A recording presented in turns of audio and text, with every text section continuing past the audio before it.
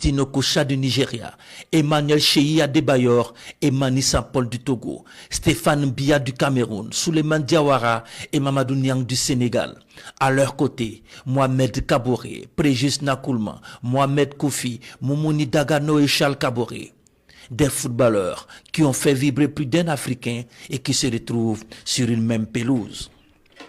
En face, une équipe conduite par le président du Faso, le capitaine Ibrahim Traoré et ses collaborateurs habitués au sport quotidien de mise en forme avant de s'attaquer aux grands dossiers. On ne perd pas de temps dans les deux camps. Le ballon circule et les initiatives sont légion. Okocha, Niang, Adebayor, Nakoulman, Dagano retrouvent leurs réflexes. Mais c'était sans compter avec l'équipe de la présidence du Faso. Elle est la première à annoncer les couleurs avec ce but du commandant Basile Zongo.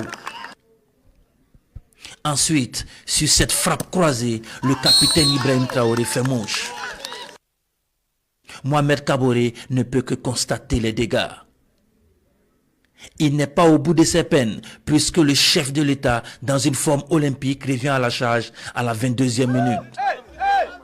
Puis à la 47e, l'équipe du président du Faso déroule. Mamadou Niang réveille les anciennes gloires. Il est imité par Moumouni Dagano. Insuffisant pour revenir sur l'équipe du capitaine Ibrahim Traoré, auteur d'un triplé dans cette partie. Un match de football, mais le plus important, c'est la symbolique qui entoure cette rencontre qu'il faut saluer. Je dirais que ce n'était pas un match, c'est un message pour nous-mêmes et pour l'Afrique aussi. Ils sont venus témoigner leurs encouragements au Burkina Faso. Et je pense que, merci beaucoup. Je pense que le sport aussi c'est un message à toute la jeunesse. Donc c'était ce symbole qu'on voulait marquer. Donc on leur dit merci. Nous, en Afrique, nous sommes fiers de cette présidente. C'est pour ça que je suis venu pour donner un peu mon coup.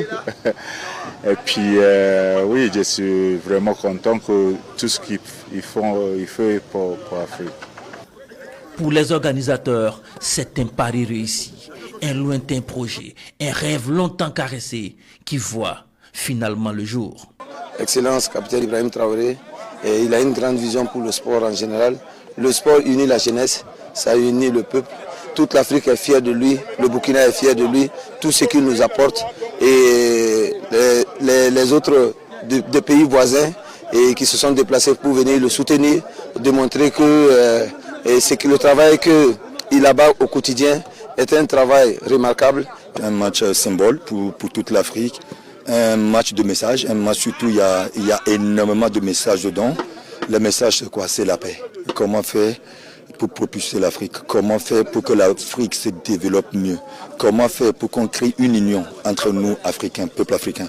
Donc aujourd'hui, je suis très très content de me retrouver sur une pelouse avec l'autorité, le capitaine Ibrahim Traoré. C'est un président exemplaire, c'est un président jeune, dynamique, qui a envie de changer tout le continent, qui a aussi sa mentalité, qui a aussi sa vision. On voit que le Burkina traverse des moments très difficiles, mais on sait aussi qu'avec la résilience, avec la détermination, avec l'envie, l'enthousiasme, le Burkina sortira de sa vainqueur. Donc nous, les légendes africaines, les joueurs qui ont eu à défendre l'Afrique, qui ont eu à montrer la voie à la jeunesse, on ne peut que vous encourager, que nos prières soient surtout avec le Burkina, pour que Dieu puisse mettre la main dedans, pour que le Burkina retrouve la paix le plus tôt possible. Nos anciennes gloires appellent de tous leurs voeux un match retour pour une revanche.